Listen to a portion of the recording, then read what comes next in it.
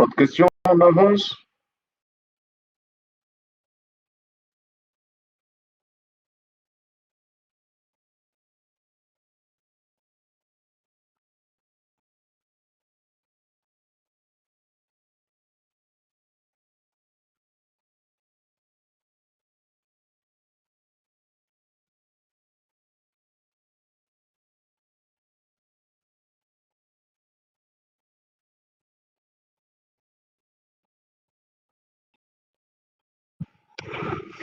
Alors,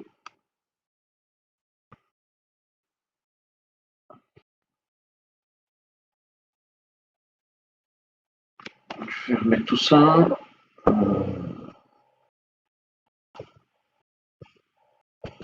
Donc, je vous rappelle qu'on a ici une interface fonctionnelle, c'est-à-dire que c'est une interface dans laquelle il y a une seule fonction qui n'est pas définie et que pour la faire, on a écrit ce qu'on appelle un lambda calcul. Alors, bien sûr, on peut avoir des paramètres là-dessus. Donc, si je change ça par ça, alors bien sûr, les autres implémentations ne seront plus intéressantes, donc je vais les supprimer.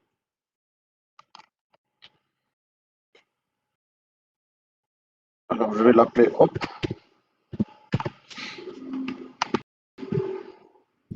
Et donc, ici,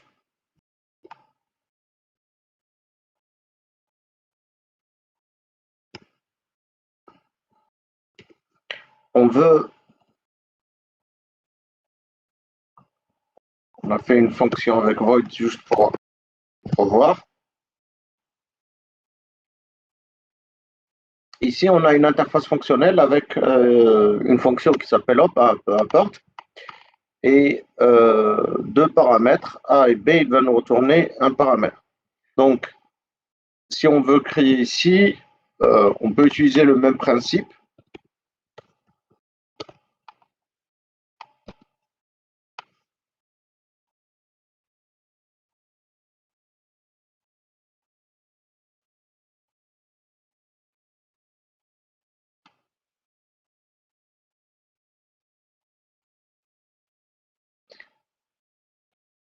On devrait développer une classe anonyme. Cette classe anonyme, on devrait dire hop, ça va être quoi? Et donc là, bien sûr, on va avoir A et B, on peut retourner par exemple A plus B. Donc, si j'appelle t.hot, je vais obtenir un entier, et donc je peux faire par exemple plusieurs. Par exemple, ici, je devrais afficher le résultat affecté à ce résultat. Alors, je vais faire int c est égal à ça, et puis je devrais retourner le c. Alors, le mot-clé return, il est obligatoire, et là, faire les accolades, et je ne dois pas oublier le point-virgule ici, parce que cette ligne-là devrait avoir le délimitateur qui lui est propre. Donc ça aussi, c'est possible dans le même résultat. Mais bien sûr, nous, on préfère tout simplement ce syntaxe parce qu'on retourne ça directement. Maintenant, si la fonction il a un seul paramètre, alors ici, on va avoir un seul. Par exemple, là, on va faire A au carré. Donc, on va passer ici. Mais là, les parenthèses, ils ne sont pas obligatoires, ils sont facultatifs. Donc, je fais à ça.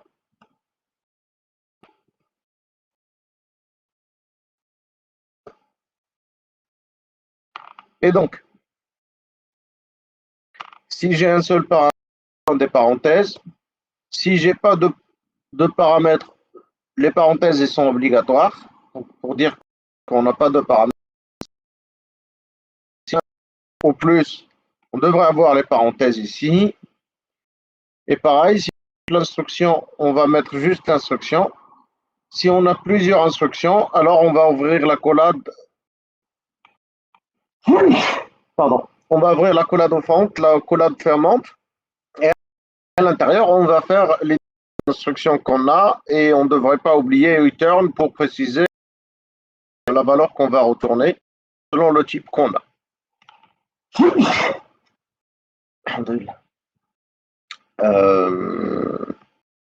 Et ça marche.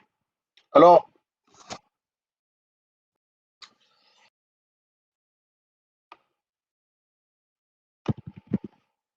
si on a ça, par exemple,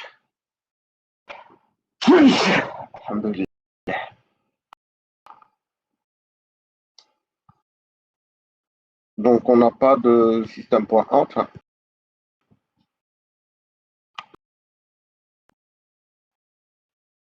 Alors, on a une fonction qui accepte un int.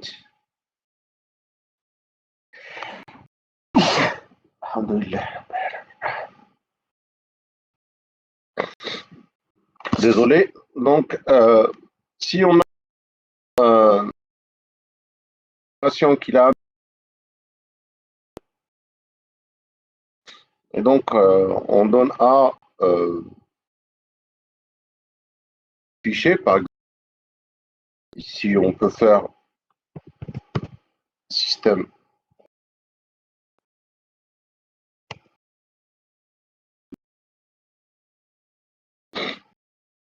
faire ça. Sauf que on a une autre écriture qui permet de faire ça et de dire que la n'est autre que la fonction. Et donc dans le syntaxe suivant.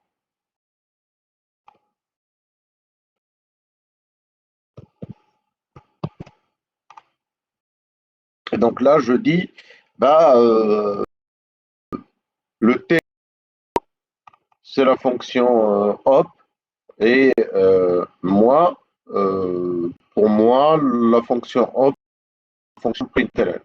Ce qu'il faut, c'est que les deux fonctions aient la même signature, autrement dit, le nombre de paramètres, le même paramètre, et puis de retour.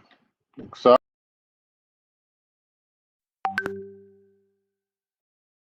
on va.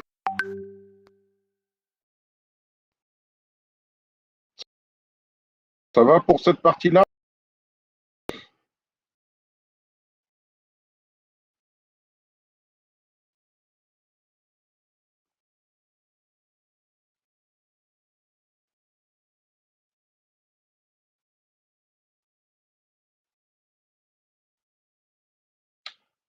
La puissance en la puissance a au carré, c'est simplement.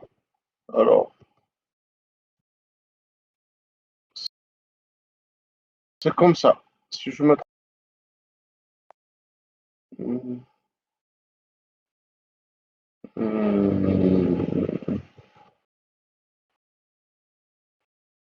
j'ai fait la somme.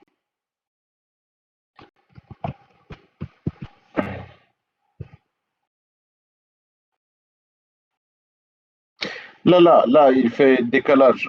C'est power, c'est power. Pardon. C'est math.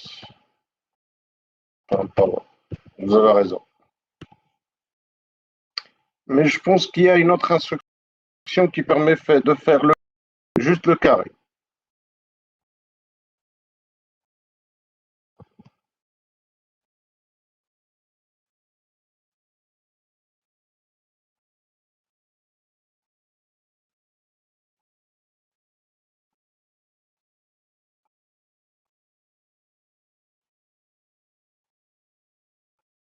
Ah ouais, il retourne un double. C'est pour ça qu'il l'accepte pas. Mais bon. Des questions? C'est clair ce que je viens de faire ou pas?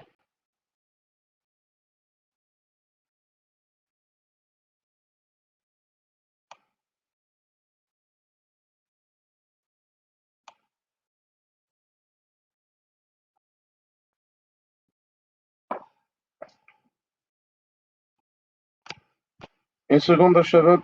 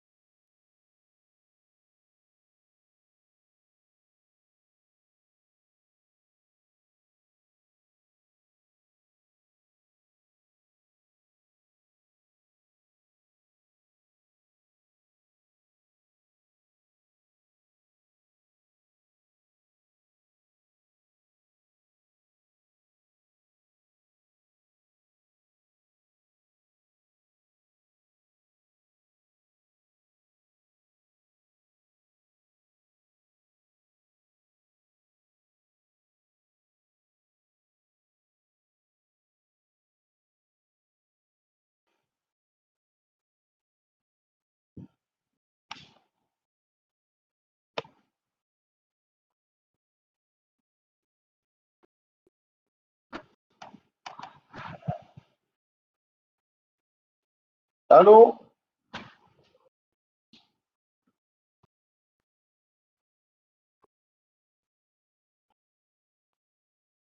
D'accord.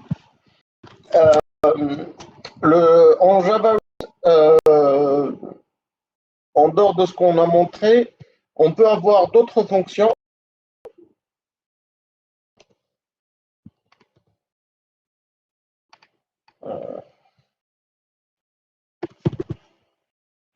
Alors, je vais continuer à parler des opérations. Par exemple, là, int AB. Et là, je vais faire l'opération addition.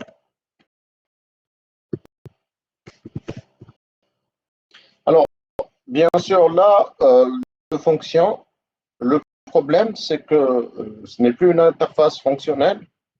Et donc, du coup, cette fonction qu'on définit là, alors, on a une fonction avec deux paramètres, A et B, et A et B, on va retourner la multiplication, par exemple. Le problème ici, c'est que cette fonction-là qu'on a, on ne sait pas si il s'agit de hop ou de l'addition. Donc, c'est ça. C'est pour ça que ce n'est pas accepté. Mais on peut faire ça. On peut, de l'interface, de définir le corps A plus B. Alors là, c'est une fonction de l'interface, mais dans le qu'on a défini le corps, et donc ce corps, on va dire, c'est le corps par défaut. Alors, on devrait ajouter public default void machin. Alors là, on devrait avoir un int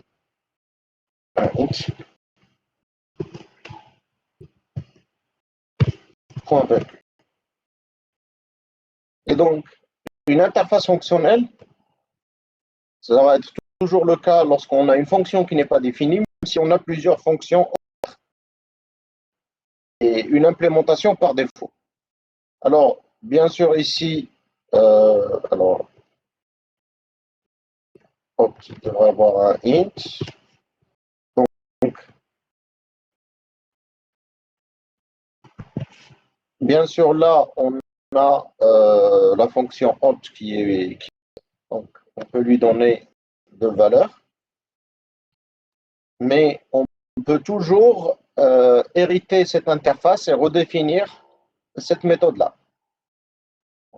Ça, ce n'est pas un problème, c'est interdit, et donc il est acceptable.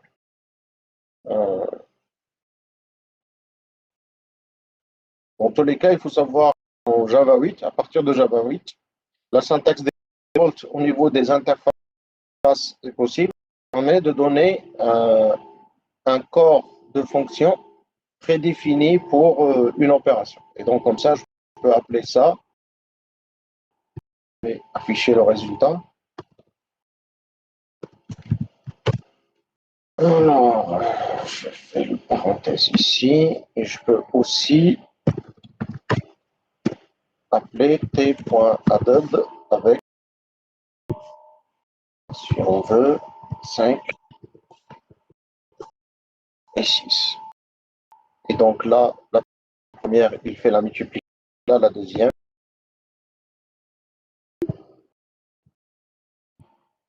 Mais reste tout de même que celle-là est une interface fonctionnelle, seule fonction ici, donc on peut ajouter d'autres. Hein.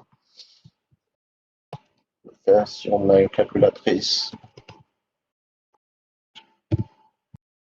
8.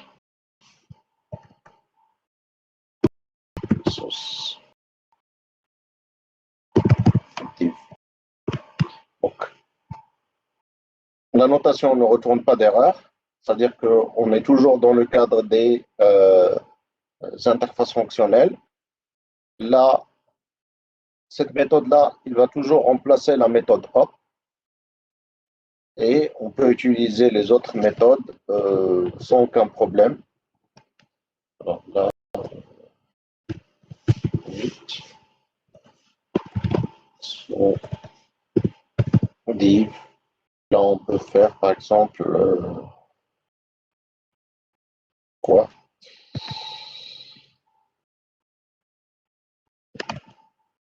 A étoile. B étoile B. Merci.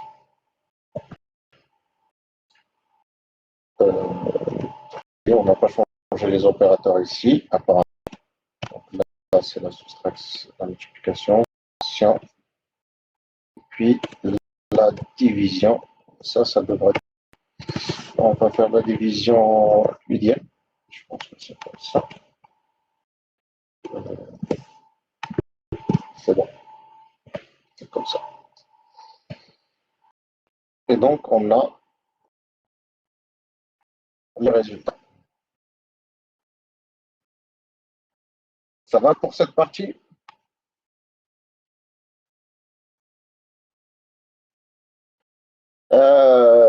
Pour cent, c'est modulo, c'est le reste.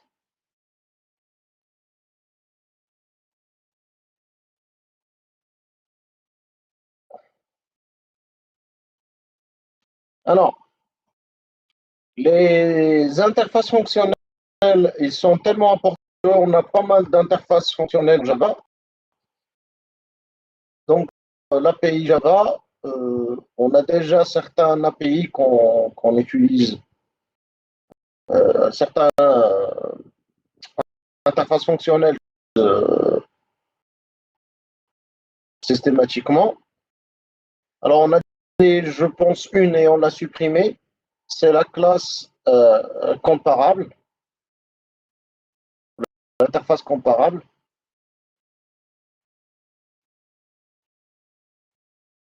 Alors, on est là.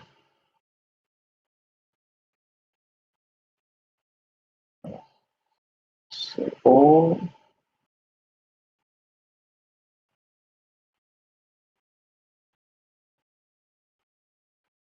Voilà, l'interface comparable et qui permet de comparer un objet avec un autre. Et donc fonctionnel. On a compartout. C'est aussi une autre méthode qu'on va utiliser, une autre interface qu'on va définir. Elle aussi, c'est une interface fonctionnelle, je pense. Et il y en a pas mal. Mais Java 8 a ramené avec elle tout un package pour les interfaces fonctionnelles. Donc, c'est là où il y a predicate. Donc, si on cherche predicate, alors, voilà.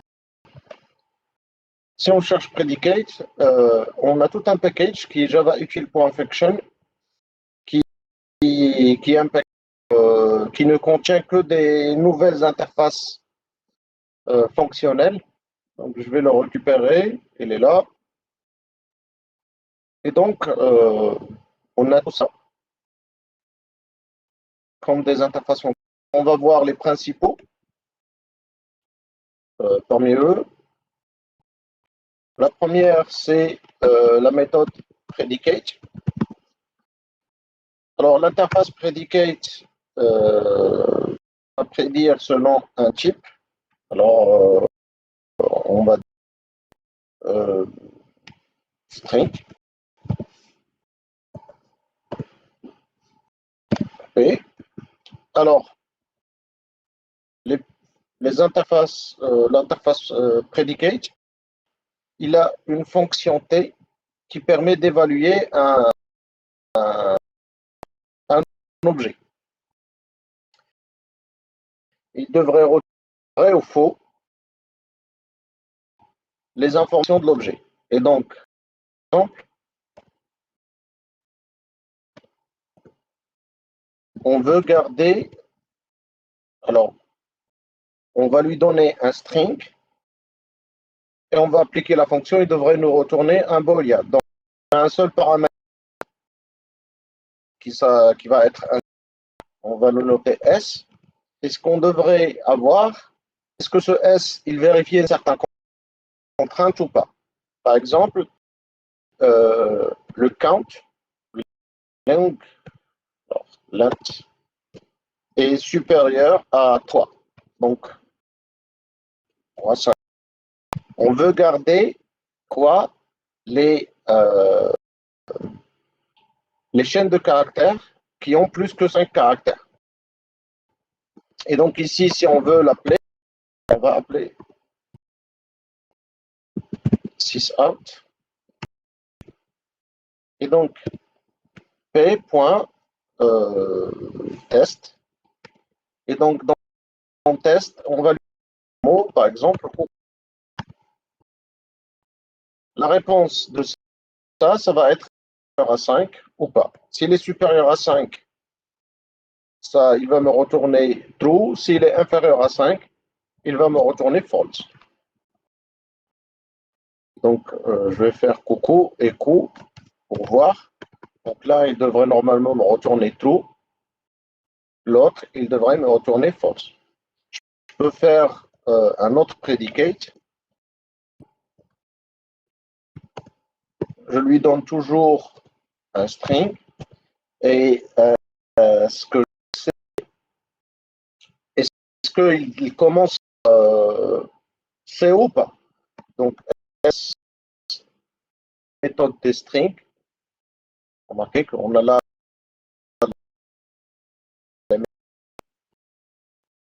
et je peux lui donner le que je veux. Est-ce qu'il démarre avec coup.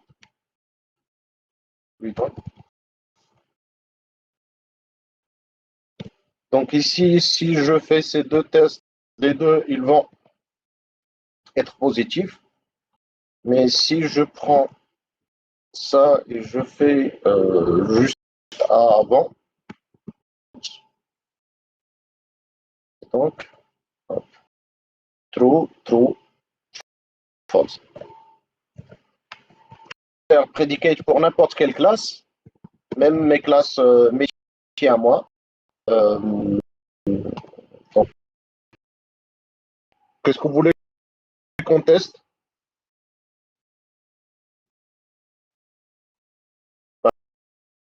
Par exemple, je veux chercher des prêts ou pas. S'il n'a pas des prêts, je n'ai pas à m'intéresser à lui. S'il a des prêts, je dois faire vérifier est-ce qu'il n'est pas en retard, par exemple. Donc là, je peux avoir tout ce que je veux. L'essentiel qu'il soit une classe. Je peux tester des types primitifs. Je dois donner leur classe, le wrapper, les classes wrapper.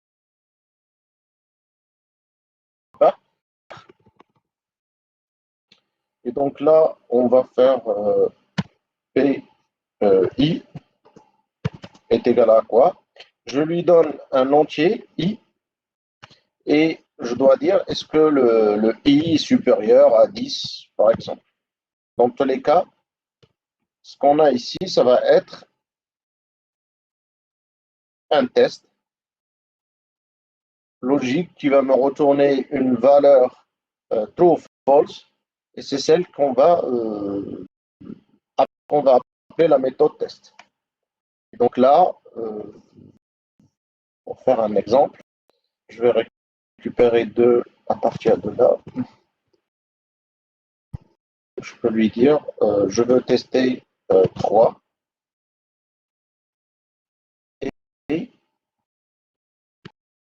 19. Alors là, vous remarquez que ça ne marche pas parce que je dois créer l'integer à partir de là. Et donc, je peux faire new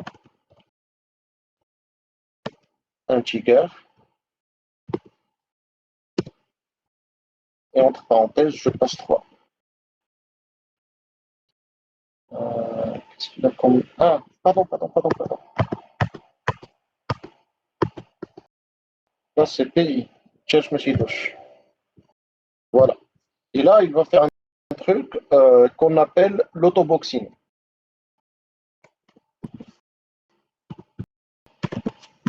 Alors, l'autoboxing, c'est que je vais prendre un type entier et je vais le ramener à un objet de type integer.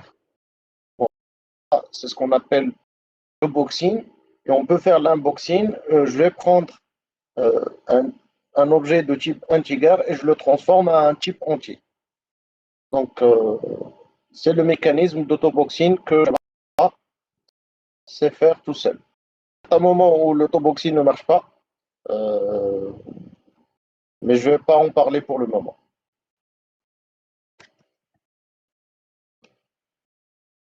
Ça va pour Predicate?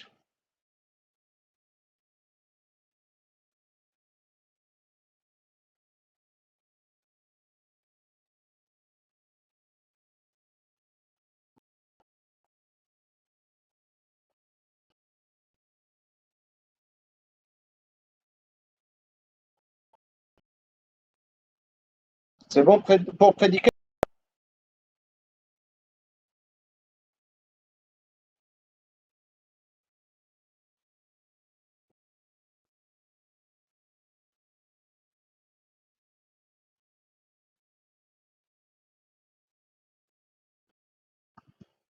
Alors, on a certains de Predicate, par exemple, int Predicate. Predicate, c'est exactement ce qu'on vient de programmer. C'est-à-dire que c'est une interface où ce qu'on va attendre, ça va être un entier. Donc, au lieu de définir ça, j'aurais pu faire tout simplement int predicate. Alors là, je n'ai pas passé le integer. Je vais l'appeler PPI et tout ce que j'ai besoin de faire,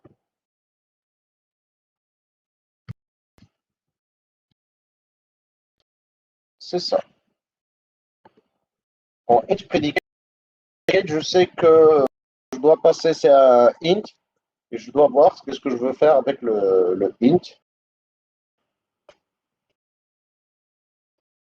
Je vais faire PPI, PPI. Et donc, si j'exécute, je vais avoir la même chose que précédent. Et donc, toutes ces classes-là qu'on va manipuler, ils vont avoir certaines variations. Alors, on a par exemple long predicate et et donc ça, c'est la première forme de predicate. Un autre predicate, c'est le B-predicate. Alors, le B-predicate, c'est une interface, mais qui a double paramètre. Donc, je vais lui passer pas un string ou un int, mais je vais lui passer un string et un int. Un petit. Okay. Alors, bip, ça veut dire quoi? Que je vais avoir de type string, donc c'est le S, et de type int. Fais attention, si je change l'ordre de ces deux-là, alors le premier, ça va être un int, et le deuxième, ça va être un string. Peu importe. Dans tous les cas, on a deux. Je vais garder la même notation I pour les entiers, S pour les strings. Et donc là, par exemple, je peux dire S.lat et AI. Et donc là, on peut faire les mêmes tests que tout à l'heure, sauf que à chaque fois, je vais lui donner le mot. Alors, le mot et la valeur à laquelle le premier, ça va être 1. Donc, c'est 4, virgule, et puis le deuxième, c'est coco. Donc, si je teste, ça marche. Et si je mets la même chose avec 8,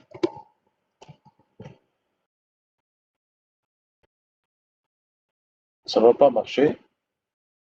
Et donc là, au lieu de la valeur figée ici, je vais donner deux paramètres. Et je vais avoir deux paramètres ici, et machin. Donc, on a les interfaces fonctionnelles avec, et puis on a les interfaces fonctionnelles avec deux paramètres. Celle-là, c'est ce type-là qui indique le type de paramètres qu'on va avoir. Ici, on a deux paramètres et l'ordre, c'est l'ordre de la déclaration qu'on a ici. Donc, ça, c'est... On a d'autres interfaces fonctionnelles. On a consumer, c'est une fonction, une interface fonctionnelle qui va avoir un accept et qui va rien retourner, void. Donc, c'est typiquement le cas de consumer. Alors, comment consumer. On va consommer des strings, par exemple. Et donc, je vais faire C, consumer. Et là, on va lui donner un string. Et on devrait consommer ce string. On ne va rien retourner. Alors, on peut faire quoi system.out. Et je consomme le S avec ça. Donc, je peux l'appeler ce consommeur. Donc, je vais appeler c.accept. Et donc là, je peux lui donner quoi? Je peux exécuter. Et là, on a l'affichage de coucou. Maintenant, puisque on a un seul paramètre, on peut tout simplement faire ça.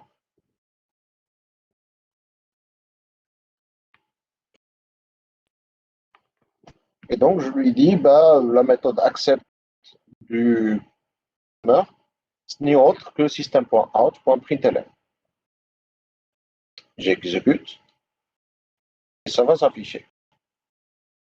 Donc, d'autres types de fonctions, je peux définir moi-même ici une fonction public quoi void, il devrait avoir un void et je vais l'appeler affichage. Et dans mon affichage, je passe un object. Un object. Je peux avoir ce que je veux dans la fonction. Alors, je peux faire la même référencement ici pour lui dire que je veux utiliser cet object. Et donc là, tout ce que je vais avoir, c'est le nom de la classe. Donc là, le nom de la classe, c'est programme. Donc, je vais faire programme.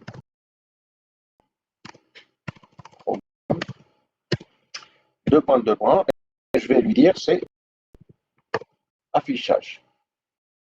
Et donc, alors là, on a dit string, donc je dois passer un string ici. Voilà.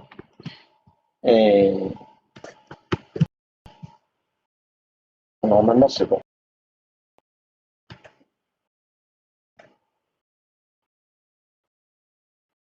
Oui, je vais appeler ça dans une méthode statique qui devrait être une méthode statique.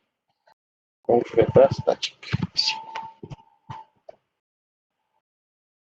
Voilà. Et donc, si j'appelle ça, il n'y a rien qui se passe parce que je n'ai pas de... Mais si je fais, alors, system.out,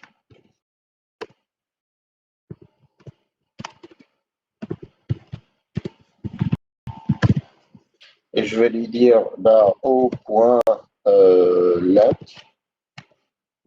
par exemple, et j'exécute.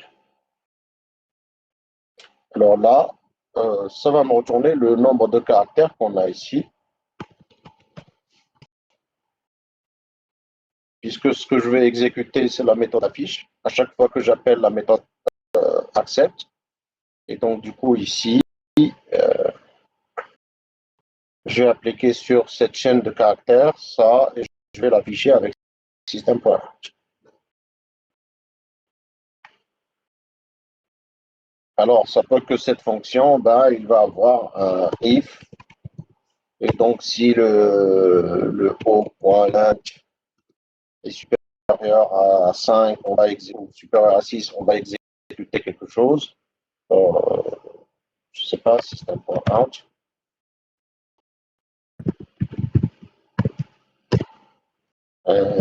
Et else, on peut exécuter autre chose.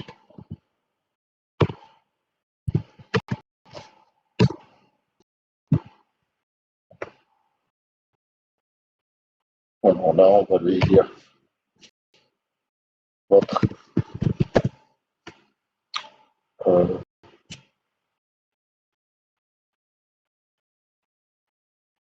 euh, votre mot correspond à nos exigences.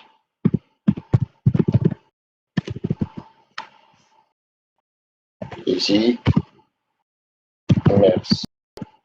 Choisir un mot blanc. Et si j'exécute, là, il correspond. Et si je fais ou et je réexécute, je vais avoir le message merci de choisir un mot plus lent. Donc le consommeur, ça peut être par exemple pour vérifier qu'on respecte bien certaines contraintes de sécurité, que par exemple nos mots de passe, ils ont la longueur qu'il faut, ils comportent un majuscule, un minuscule, chiffre, machin truc. Et donc si ça marche, ça va nous permettre de faire ce qu'on veut, sinon il va nous afficher un message d'erreur. Bon, les cas d'utilisation de console, ils sont nombreux.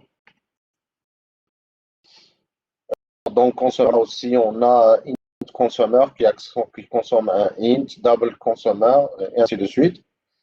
Et on a bconsumer aussi, qui accepte deux paramètres. Et donc, accepter les deux paramètres, et on devrait consommer les deux objets qu'on a.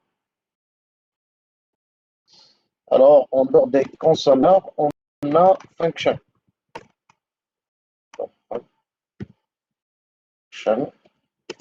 Alors, function, c'est une interface fonctionnelle qui permet de traduire un objet d'un type vers un autre. Donc ça, c'est le premier argument. Ça, c'est le deuxième argument. Et puis, on a, alors, function, pas function, alors function. Le premier type qu'on va avoir en entrée et le deuxième, c'est le type de retour. Alors, pour faire un exemple, je vais accepter un string et je dois le retourner en int. Alors, un tick dans ce cas-là. Et donc, je vais faire un f. Donc, je vais lui donner un s et je dois retourner quoi une valeur. Donc, je peux lui dire, par exemple, s. Et donc, ici, si je fais un système.out, je fais, je lui donne coucou, alors, f.apply, coucou. Alors, qu'est-ce qu'on va récupérer? On va récupérer la longueur d'une chaîne de caractères. Donc, par exemple, je vais lui donner un prêt et il va me retourner l'adhérent qui a fait le prêt. Ou bien, je vais lui donner l'adhérent et il va me retourner la liste des prêts qu'il a effectué. Ça, function, il va traduire un objet de type premier paramètre à un objet de type deuxième paramètre. Il y a bien sûr function, int function. Alors, il va traduire le type qu'on a à un entier. Et donc, if, f, f, je vais lui donner un s, il va me retourner quoi? Length.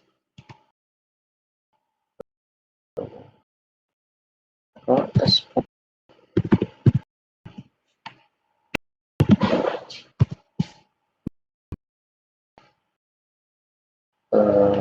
Vérifier une chose. Alors, int function. Là, je dois lui donner dois lui donner un int, il devrait me retourner un string. Donc j'ai complètement fait l'inverse. Donc je vais lui donner 10. I, il devrait le traduire à... Ça, c'est le type de résultat. Donc je dois lui donner... voilà. Je lui dis qu'il devrait me donner un string. Alors, par exemple, je vais le caster tout simplement. Hein.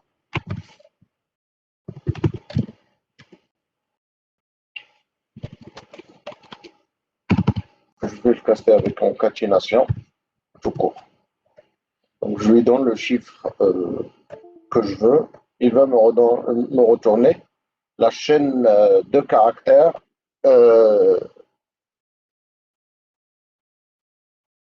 du nom. Donc, ça, c'est function. On a la supply. Alors, celle-là, il produit un objet de type T. Et donc, supply.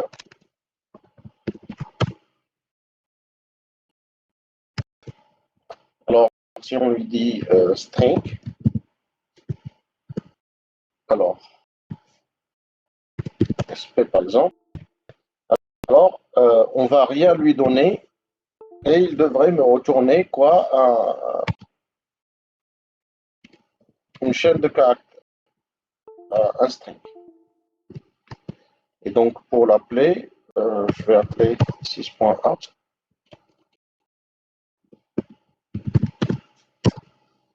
Et donc ici, sp.get, il va m'en donner une chaîne de caractères. Le caractère, ça va être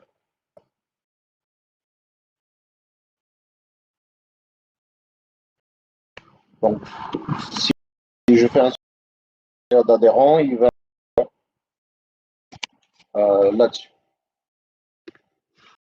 Donc voilà, on a supplier, on a predicate, consumer. Après, on a certains autres fonctions. On a les fonctions, on a les bifunctions. On a operation, hein, oui. Alors, binary operation. Alors, le binary operation,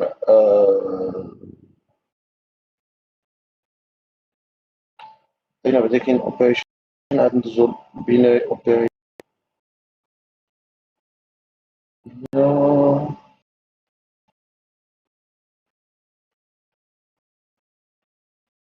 Donc, operation, operation.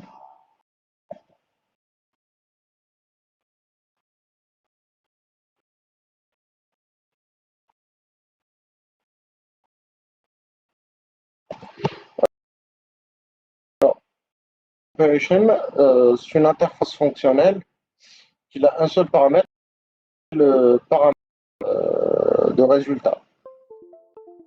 Sauf que,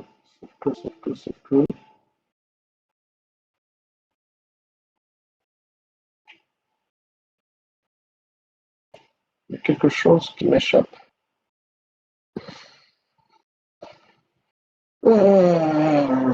Voilà.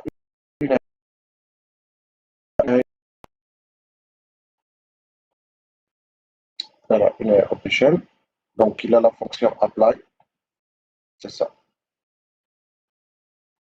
Donc, on va lui donner un type et il va tourner un résultat. Est-ce qu'il va nous retourner?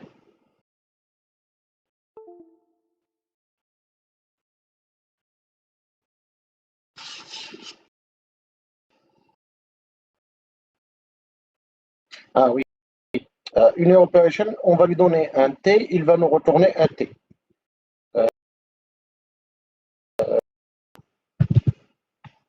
Une, comment ça s'écrit? Une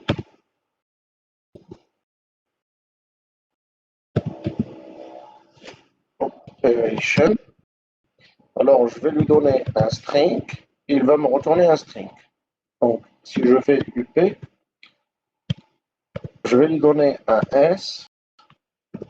Il va me retourner tout simplement le substring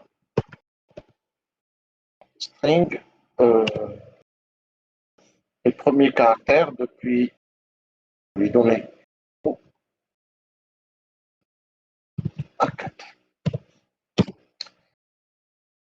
Et donc, je peux appeler sysout.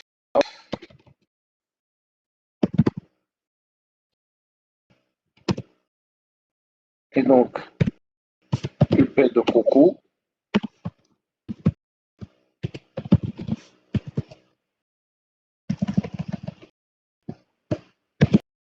Apply de coucou.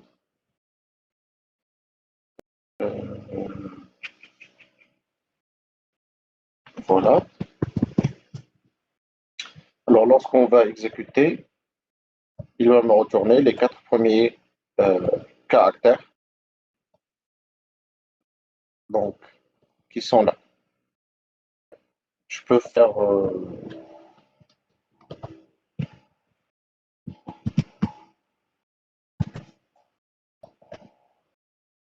si je lui donne 3, il va me retourner une exception parce qu'on n'y arrive pas à voir ici. Donc voilà une idée sur une operation. Alors on a binary operation. Alors là on va lui donner 2 fois le même objet, il va me retourner un objet équivalent. Alors je peux faire binary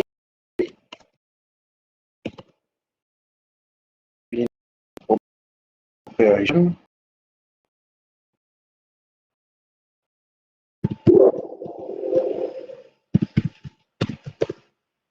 Binary operation de string. Alors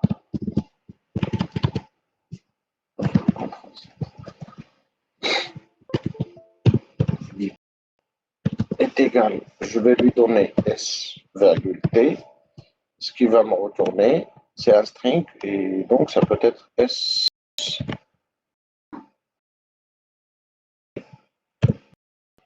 Et donc,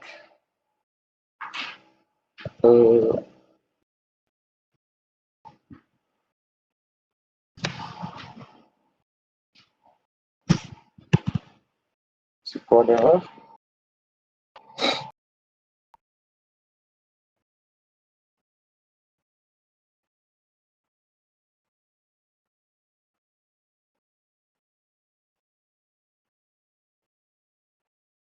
Voilà, apply bb, donc c'est bien ça.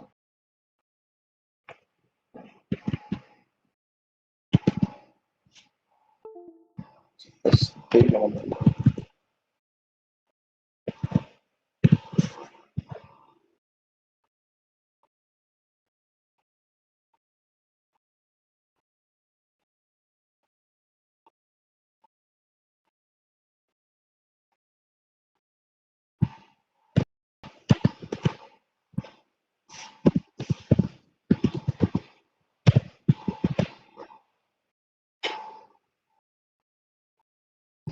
Voilà, là, il a besoin de 2 strings.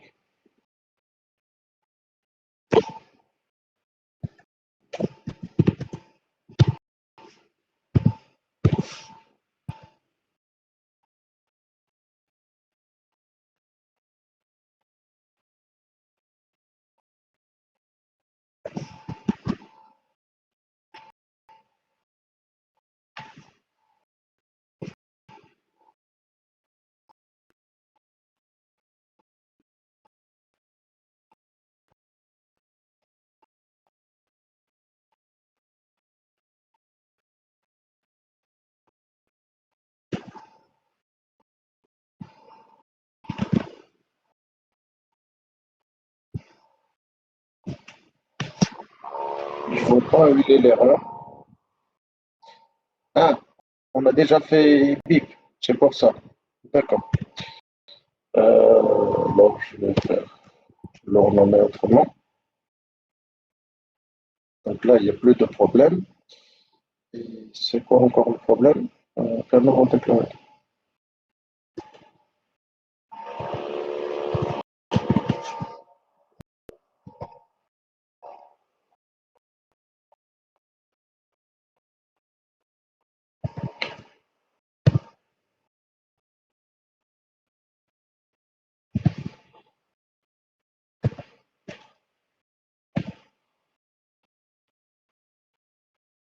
On a utilisé T quelque part?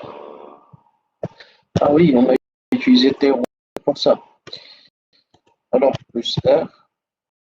Et donc, si je fais un système out, 6,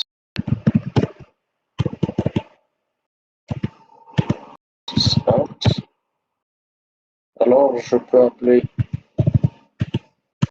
bip.apply, je peux lui dire, alors, bonjour,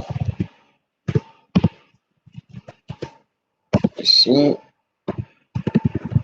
tout le monde.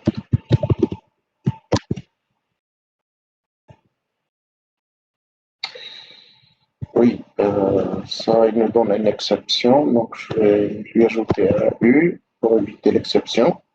Et donc là, vous remarquez qu'on a la concaténation des deux chaînes S et R. Est-ce que c'est clair cette partie-là?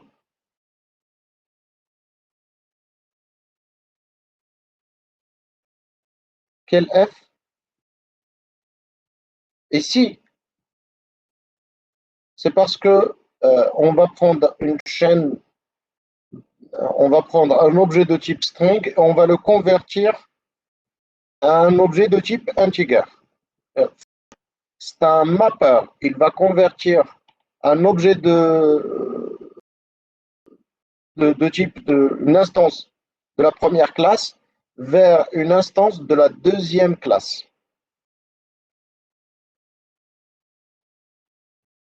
C'est bon,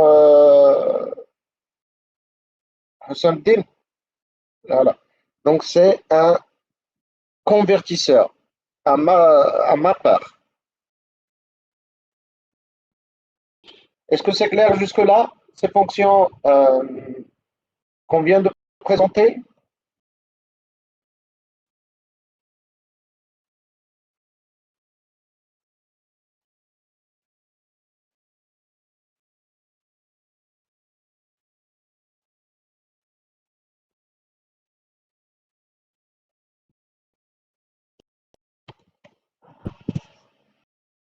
Des questions pour cette partie ou que j'avance?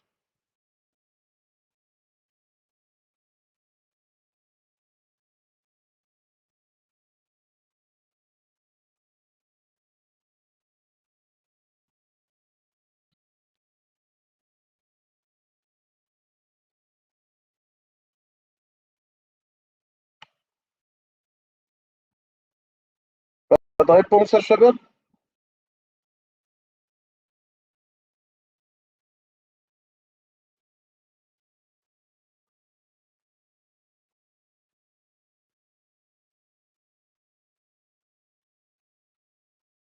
Je peux continuer?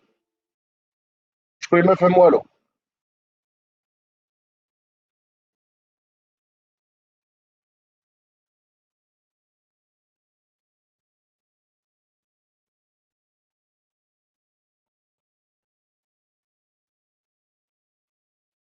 Yasmine, c'est bon? Oui,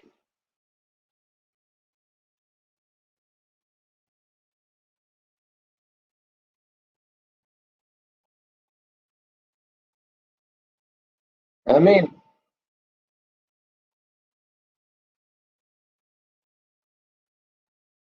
tu dois.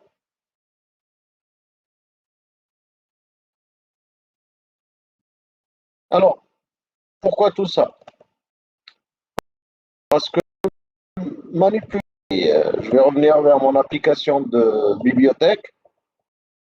Lorsque je vais manipuler des collections, ben, je vais avoir plusieurs possibilités ici. Et donc, une fois que j'applique, je vais supprimer ça. Une fois que j'applique le string, je vais avoir un lit. Et donc là, je vais avoir plusieurs méthodes et remarquez, là, celle-là, il demande un prédicat. Là, il demande un supplier. Celle-là, il demande un prédicat.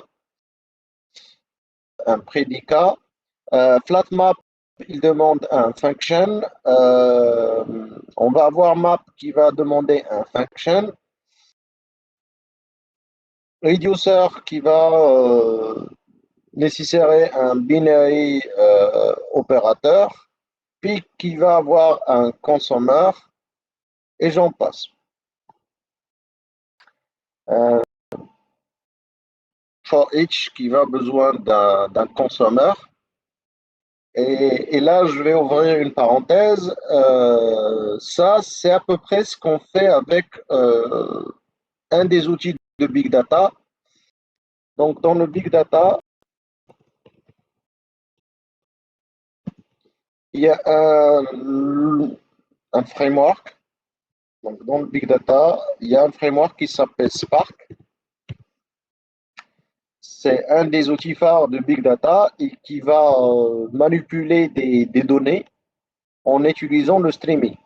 Sauf que lui, il a le streaming intégré et, et donc on a quasiment une méthode map, flap, flatmap, filtre, ainsi de suite. Et on a même les mêmes fonctions de reducer comme on voit ici, sorted et autres. Et donc le fait d'apprendre ça, ça a un double avantage aussi, plus ou moins initié à faire des données avec Spark dans le contexte de Big Data. Et ça, on va avoir, j'espère, une autre séance pour en parler. Mais là, pour chercher, euh, je vais avoir plusieurs fonctions. Et donc, si je prends filtre, je vais avoir à filtrer. Et donc, ce que je vais filtrer, je vais avoir un livre. Donc, au lieu de créer une classe, je vais utiliser lambda calcul. Je vais avoir un livre. Et qu'est-ce que je devrais retourner? Quels sont les critères? Pourquoi je vais accepter ou refuser le livre? Donc ici, je vais retourner le SBN. Si le SBN il est égal à le SBN que j'ai en paramètre, ben, je vais l'accepter. Alors, qu'est-ce que je vais faire une fois que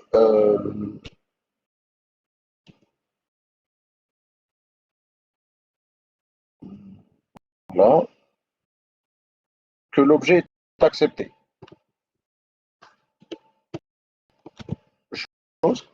Je peux appliquer d'autres filtres, faire ou bien tout simplement récupérer le premier. Donc, récupérer le premier. Et donc là, je vais récupérer le premier et je vais le retourner. Donc ça va être ma fonction. Au lieu de faire les boucles, machin truc, je vais avoir la collection, je vais le filtrer et je vais prendre le premier. Je peux prendre quoi le init. Et là, il ne va pas me retourner un livre, il va me retourner un optionnel parce que je ne sais pas si le livre il existe ou pas. Et donc, c'est à moi de faire le test avant de l'afficher. C'est bon pour cette fonction?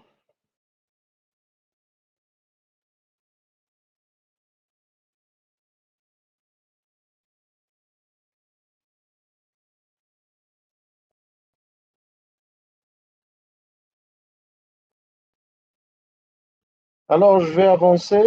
Euh, j'ai besoin de mon diagramme. Donc, je vais revenir vers le slide.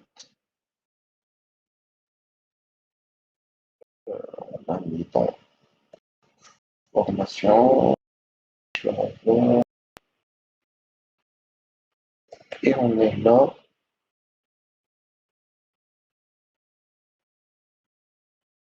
Et donc, programmer ça, on a programmé ça, sauf que maintenant, je vais tester.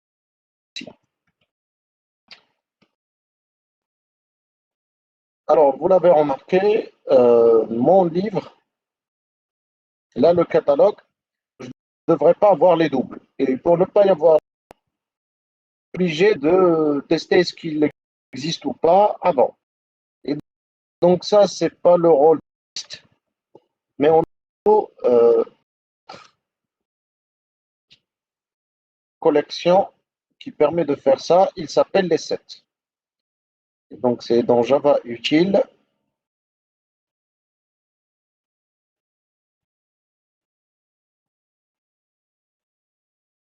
Donc là, tout ça, c'est des collections, c'est des collections, surtout en termes des interfaces. Et puis on a des classes concrètes qui le permettent. On a manipulé liste. Donc on a liste, on a les différentes classes qui permettent de l'implémenter. Maintenant, on peut voir set. Et donc dans set, il n'y a pas de double. Et donc pourquoi je vais me casser à vérifier ce qu'on est double ou je demande déclarer un set. Alors, on a plusieurs implémentations de set. L'une des plus performantes, c'est TreeSet. Alors, TreeSet, c'est une classe concrète qui permet, en plus de faire le tri, de supprimer les dupliqués, de trier les éléments que j'ai. Alors, l'autre TreeSet, on n'a plus les mêmes méthodes. Par exemple, la méthode get n'est plus possible. Méthode déléguée, on va les voir. On a added, on a clear, for it, on move, stream, mais on a get. Et en fait, puisqu'ils sont triés, donc on a une autre classe qui s'appelle itérateur. Adapteur, itérateur et j'en passe, ils sont tous des design patterns. Hein. C'est juste des implémentations de design patterns qui sont déjà implémentées dans Java et donc on peut utiliser. Donc si je fais livre comme set, je peux ajouter, mais je n'ai plus besoin de faire ça. Ça, il va le faire lui-même. Je peux supprimer un élément, je peux avoir la taille, je peux voir s'il contient ou autre. Et je peux toString. Et donc ici, pour récupérer un élément, là on a une erreur. Pour récupérer un élément, on ne fait plus ça. Alors, c'est plutôt, on va avoir un itérateur. On va faire un while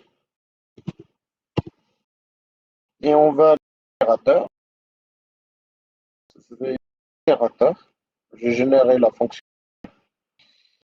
Et je vais lui dire, alors je vais le mettre dans un variable, comme ça va être plus clair. Je vais avoir ces points, donc qui va me retourner un itérateur sur le livre. Donc j'ai besoin de stocker itérateur, itérable, itérateur de livre.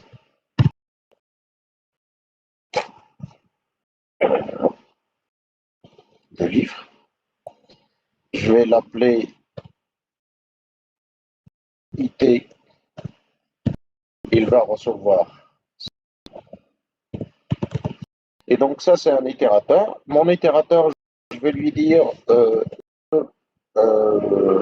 j'ai encore des éléments. Et tant que j'ai des éléments, qu'est-ce qu'il faut faire? Alors, résultat,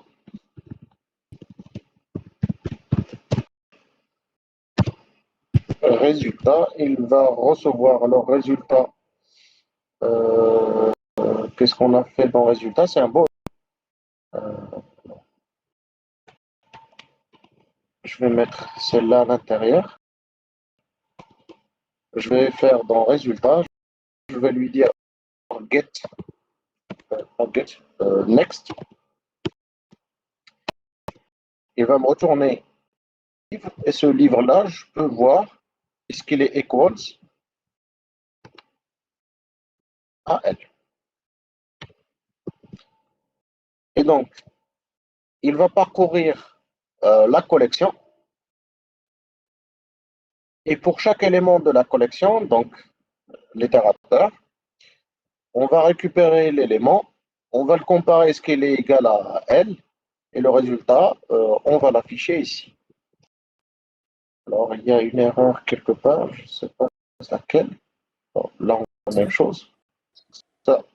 Monsieur, s'il vous plaît, je voulais vous Oui, poser une question concernant le set. Euh, Quand on ajoute oui, un nouvel élément pour comparer si cet élément, pour voir si cet élément existe déjà ou non, est-ce que elle compare l'adresse ou bien elle compare en utilisant la fonction qu'on a définie compare to? il compare les objets. Il fait une comparaison entre objets. D'accord, donc si on implémente, C'est à vous de dire comment il fait une comparaison. Donc, si vous ne dites rien, il va comparer par la comparaison. Sinon, vous devrez faire la comparaison vous-même. Et justement, c'est une seconde et tu vas voir les erreurs qu'il va nous donner et comment on va les faire. Alors, est-ce que déjà l'itérateur, est-ce que pour l'itérateur, il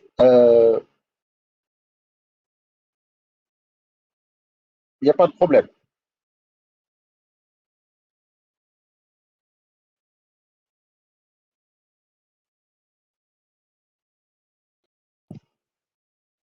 Si c'est bon, alors on va essayer d'exécuter ça.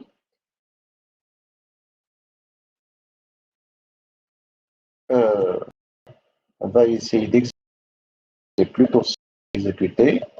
Voilà, et on va avoir une erreur. Et l'erreur, c'est quoi? C'est qu'on n'a pas un cast spécifique. La classe livre n'est pas de variable. Et donc, c'est quoi le problème? Le problème, il vient d'ici. Je demande à Java de me prendre un certain nombre de livres, de vérifier si elle est double ou pas, pour qu'il soit trié. Ce qui va me donner les éléments dans un ordre.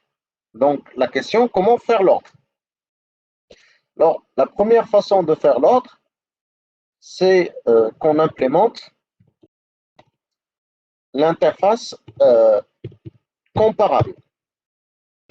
Si l'interface comparable, ça veut dire que les objets ils vont être comparés les uns aux autres, et donc un objet il peut se comparer avec son égo, et on a besoin de définir la méthode de retourner un int. S'il retourne 0, ça veut dire qu'ils sont égaux. S'il retourne une valeur positive, ça veut dire que le nouveau est plus grand que le petit, que l'objet d'origine. Et s'il retourne une valeur négative, inverse. Donc, là, on peut comparer deux objets et à nous de dire comment on va les comparer. Par exemple, nous, on a le SBN qui est l'identifiant. Donc, je peux lui dire 10.getSBN et je vais le comparer. Donc, je vais appeler la méthode compareTo de string et là, je vais lui donner get. Donc, ça veut dire quoi? Ça veut dire que je prends l'SBN de l'objet que je reçois. Si j'ai une qui vaut 0, le SBN, ils sont identiques et ça veut dire que les deux livres, ils Maintenant, si une valeur positive, 1 par exemple, alors ça veut dire que ce SBN est plus grand que celui-là. Et donc, mon livre, le livre qui représente 10, il va être avant dans la qu'on reçoit.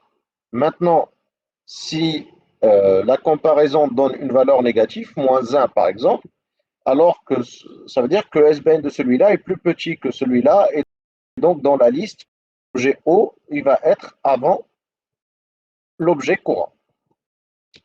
Donc, si on fait cette interface, alors tout va bien et tout fonctionne. Donc, on peut ajouter, et donc, initialement, lorsque on vous rappelle qu'on a inséré un certain nombre de livres, je vais essayer d'afficher la liste des livres, comme ça on peut voir ce qu'on va obtenir. Donc ici, je vais afficher l'ensemble des livres. Et donc, ces points,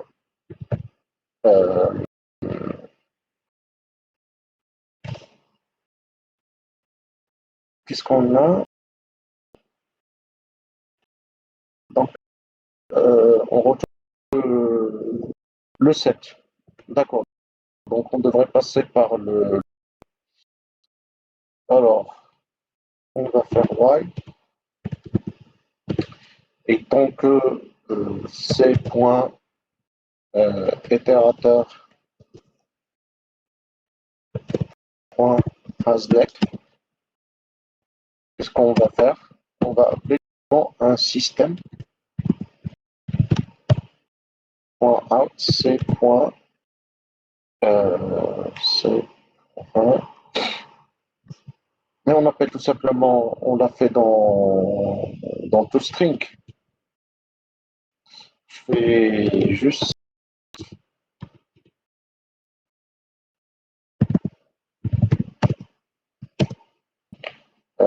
de C, du catalogue.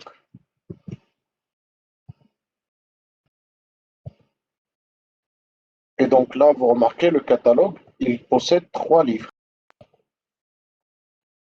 Or, nous, on a déjà. Non, je vais essayer d'ajouter ça plusieurs fois à ce niveau-là. Et vous allez remarquer que lorsqu'on exécute, on a toujours 3 livres.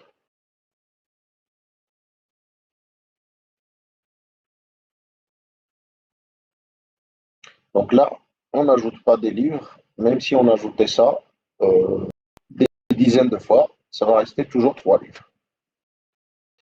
Les 3 livres, ils sont ordonnés par le SBN. Ça, c'est avant ça. Même si je prends par exemple celui-là, alors ça on l'ajoutait au départ, mais je vais ajouter à la fin un nouveau livre pour vous montrer. Je vais lui donner 1. Et ici, on va lui donner quoi? Java tout court. Alors, je vais le réexécuter. Là, on a 4 livres. Le dernier livre qu'on a inséré est le premier dans la liste. Et puis, les autres. Comment il a fait? Il a inséré ces 3. Il a voulu insérer le 4e. Mais pour insérer le 4e, il devrait le comparer avec celui-là. Il a trouvé qu'il est plus petit. Il l'a basculé ici. Il va le comparer avec celui-là. Il va le trouver plus petit. Basculer ici. Il va comparer avec celui-là, il va trouver plus petit, il va le mettre ici, il va décaler les autres. Donc là, on a quelque chose de trié, et pour faire le tri, c'est les autres vont se comparer les uns aux autres. Par exemple, je vais vous demander dans la classe de se mettre en se comparant par, et donc celui qui a la taille la plus petite, qu'il passe devant, et ainsi de suite. qu'est-ce que vous allez faire? Vous allez y arriver, vous allez demander la comparaison avec celui qui est devant vous. Vous allez le garder devant. Si tu es le plus petit, tu vas passer devant. Et tu vas voir, est-ce qu'il y en a d'autres euh, dans le sens où tu parcours, et tu vas continuer jusqu'à ce que tu te bloques. Les autres, ils sont déjà triés, donc vous n'avez qu'à trouver ta position à l'intérieur.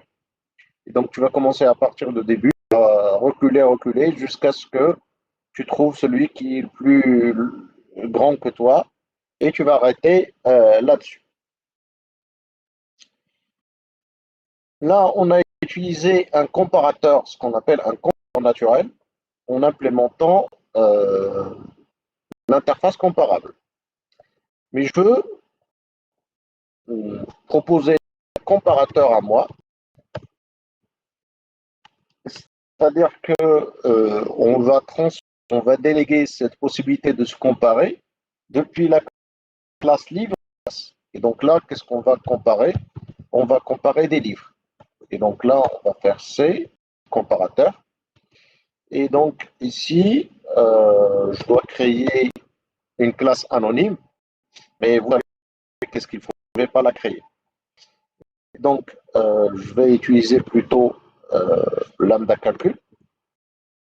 Donc, le comparateur, il va prendre deux livres, donc L1 et L2. Et qu'est-ce qu'il devrait me retourner? Quel est le plus petit? Et donc, je peux lui dire L1.get titre, et je le compare à quoi?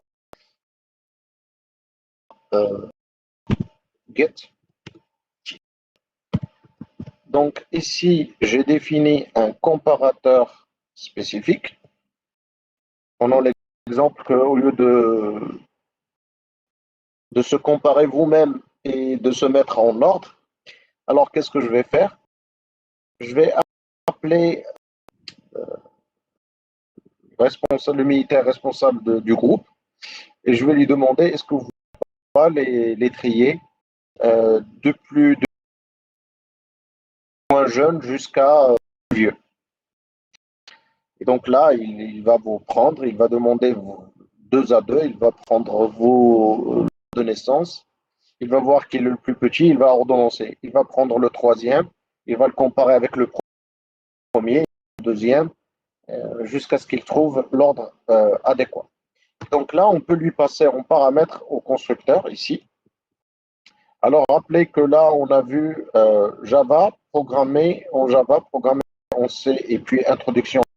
Maintenant, on lui a imposé un autre comparateur. Alors, lorsqu'on lui impose un autre comparateur, ce comparateur-là, il va passer avant le comparateur naturel. Donc là, si j'exécute, remarquez qu'on commence par introduction aux bases de données, puis Java, puis programmer en C, puis programmer en Java. Donc là, il est trié, mais pas sur le principe du comparateur naturel, mais par rapport au comparateur qu'on vient d'écrire. Et donc, ça va me donner plusieurs façons de comparer les objets et de les mettre. Et donc, je peux même le passer ici, au lieu de créer un objet de type comparateur. Mais bon. Donc ça, c'est euh, les sets, ils ont besoin d'une fonction de comparaison. Et donc, soit on implémente la comparaison naturelle, c'est ce qu'on appelle implémenter l'interface comparable, qui est elle aussi ni plus ni moins qu'une interface fonctionnelle, ou bien implémenter un objet de comparateur. Là encore, il a une functional interface fonctionnelle qu'on peut écrire avec lambda calcul comme on vient de voir. Et donc, on a le même résultat, mais avec moins d'efforts, puisque j'ai plus à ici à vérifier est-ce que j'ai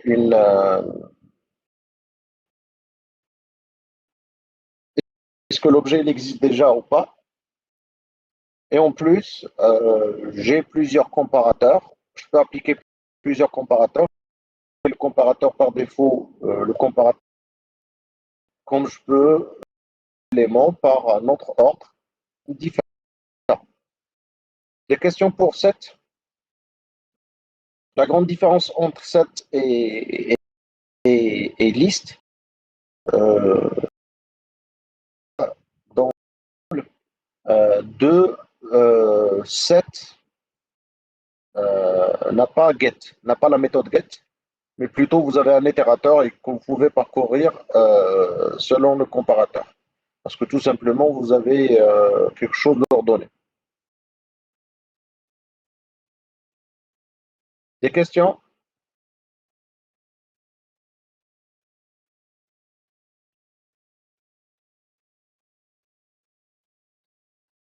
Alors, s'il n'y a pas de questions, je vais passer à un type de collection qu'on appelle map. Alors, map, c'est clé-valeur. Et justement, ici, le fait qu'on parle d'un classificateur, c'est clé-valeur. Et donc, qu'est-ce qu'on devrait avoir ici? Pas set, mais plutôt map. Alors, encore une map, il y en a plusieurs. Et donc, je peux faire hmap, euh,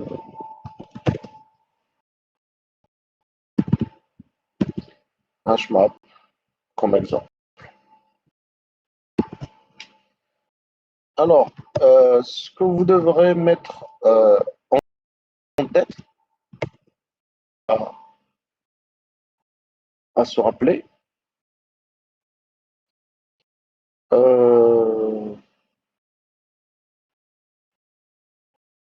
oui, hmap, il en a besoin de deux paramètres et non pas une seule, la clé et la valeur. Et donc là, la clé qu'on a, c'est le SBN, le type string. Donc ici, on devrait string et puis livre. À chaque fois que vous remarquez qu'il y a hash quelque chose, hashmap, h7, c'est que cette collection, il va se baser sur le hashage d'un objet. Il va prendre l'objet, il va calculer son code de hashage, il va les objets à travers ce hashage. Généralement, les méthodes ou les classes de type hashage, ils sont beaucoup plus rapides que les autres. Donc, si j'ai pris, par exemple, dans les sets, ici, j'ai tree set, c'est ce qui permet d'avoir une collection triée. Donc là, on a l'ordre, on parle de l'ordre naturel. Mais si on est dans H7, alors là, on est toujours dans les 7, donc il n'y a pas le double. Mais celle-là, ça va être beaucoup plus rapide, ça va être relativement rapide que celle de 7. Donc, à chaque fois qu'on va choisir la classe qui permet d'implémenter une collection, on devrait s'intéresser à les bénéfices de chacune. Si on a fait plusieurs implémentations pour ces collections-là, c'est certainement parce qu'on a des différences entre. Lorsque je veux ajouter des livres, je vais son SBN. Et donc, voilà. Est-ce qu'il y a des problèmes?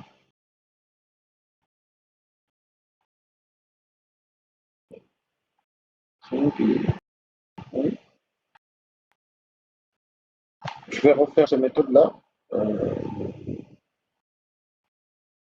Je vais supprimer ça. Je vais aller régénérer en prend.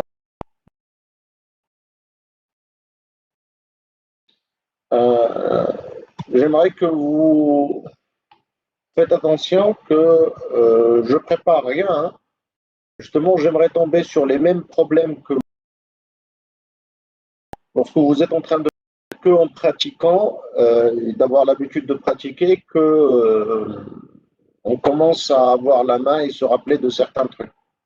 Mais sinon, lorsqu'on programme peu, alors on rencontre ce genre de problème et c'est de programmer suffisamment pour se retrouver à l'aise et ne pas se patiner dans des projets comme ça. Alors, livre les méthodes déléguées de livre, quels sont les. Est-ce qu'un objet, est-ce qu'il a la même valeur? Est-ce que la valeur, elle est déjà dans mon map? Est-ce que la clé que je vais insérer, elle est déjà. Euh, je peux avoir un objet à partir de sa clé.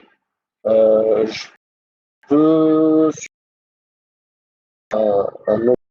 demander la taille. Je peux faire le put. Donc, c'est ça la méthode added. Et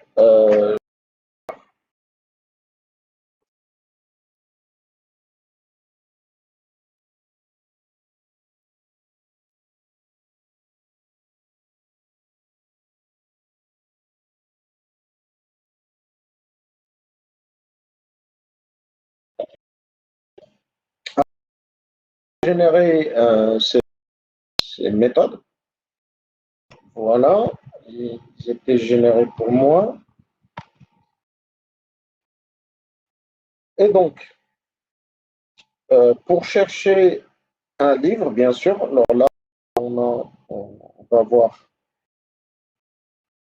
à modifier toString aussi et chercher tous. Alors, toString, je vais générer toString. Voilà. Ici, je vais faire autre chose. Alors ici, je peux soit prendre values, et donc là, j'ai récupéré toutes les valeurs, et donc j'ai une liste des valeurs. Mais ici, c'est beaucoup plus simple. Pourquoi? Parce que je n'aurai plus à faire tout. Alors, je vais garder pour vous ça. Je vais le mettre en commentaire. Comme ça, vous pouvez voir ce qu'on a fait avec les autres. Donc ici, je peux faire return. Et tout simplement, si je prends livre, point get,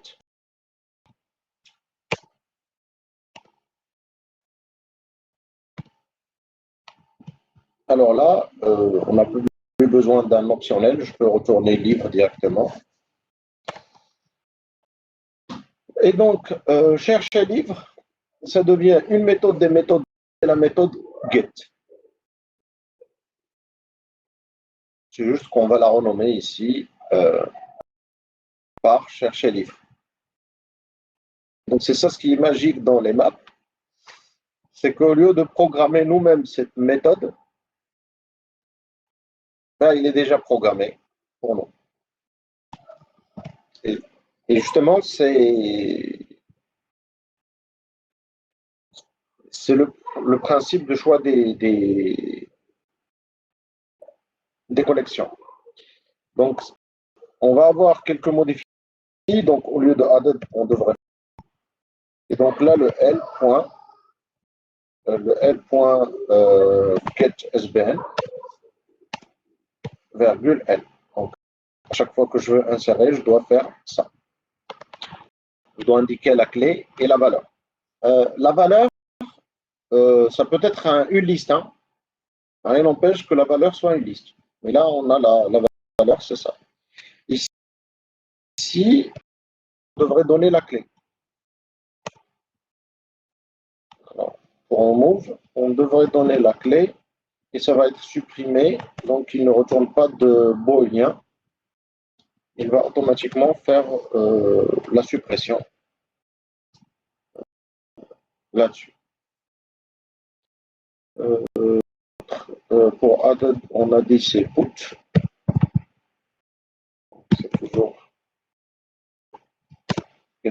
ça.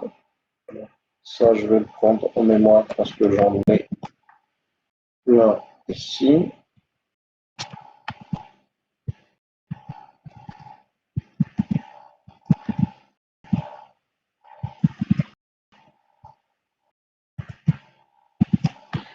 Alors, ça va avoir tout simplement un livre. Donc, je n'ai plus besoin de faire ça. Mais bon, alors, je vais retourner garder ça et je vais mettre tout ça en commentaire pour vous. Ici, c'est tout. Alors, pour ne pas y avoir ce problème-là, je vais faire moi un truc. Il est où le catalogue? Je vais ajouter une méthode get. Et la méthode get, la méthode added. Et la méthode added, il va tout simplement appeler comme ça. Je ne vais plus toucher à ça. Alors là encore, c'est l.get SPL. Donc là. Et ici, pour parcourir, on n'a plus ça. Si on veut faire ça, on devrait retourner les values et appliquer les itérateurs sur les values. Et là, c'est possible. Voilà. Et donc, on peut exécuter. Alors, bien sûr, là, on a quelque chose qui n'est pas compréhensible parce que on a dû redéfinir quelque chose. Alors, c'est tout simplement ça. Le catalogue, ça va être ça.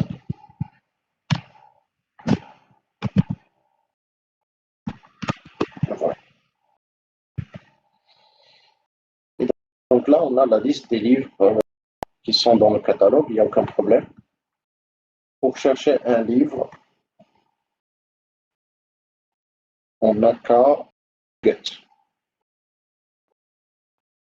Alors ici, je vais le faire juste après.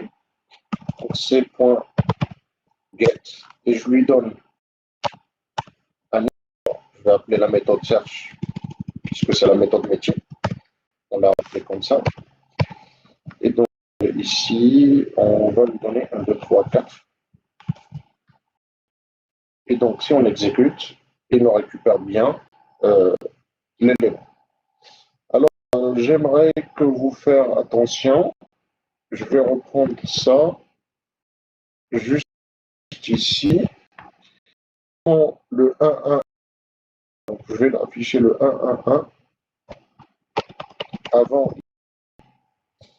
Si je prends et j'insère un nouveau avec le 1, 1, 1, et là je vais mettre le C, je réexécute. Remarquez que avant il était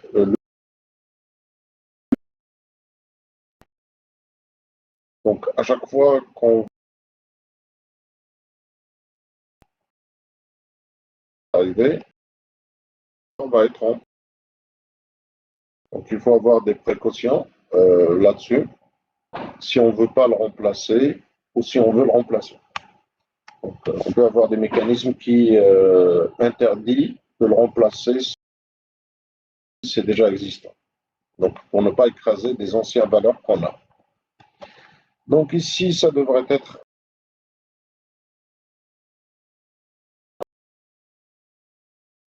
Et donc, là encore, la prochaine, on met ces deux-là. Et puis, de programmer la bibliothèque, faire les collections le lambda calcul et on a tous les éléments pour faire des. Donc, si vous permettez,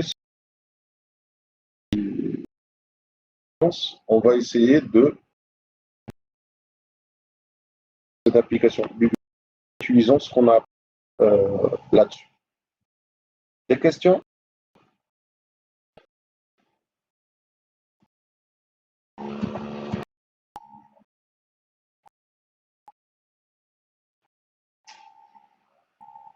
Est-ce que c'est clair?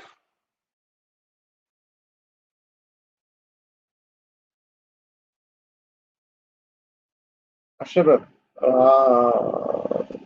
c'est pas des séances de. Ben, je regardais des vidéos. Si vous cherchez des vidéos, là, il y en a pas mal sur le net. Ce qui est intéressant, c'est l'interaction et donc de me faire sur ce que vous avez compris. Donc, merci. Ce que vous n'avez pas compris, le responsable de la classe sort et comme ça, il va me le transférer. Donc, si vous avez bien compris, la séance prochaine, j'aimerais qu'il va programmer le, mais plutôt vous. Et donc, de vous me ramène, si vous voulez bien. Ça vous va cette solution?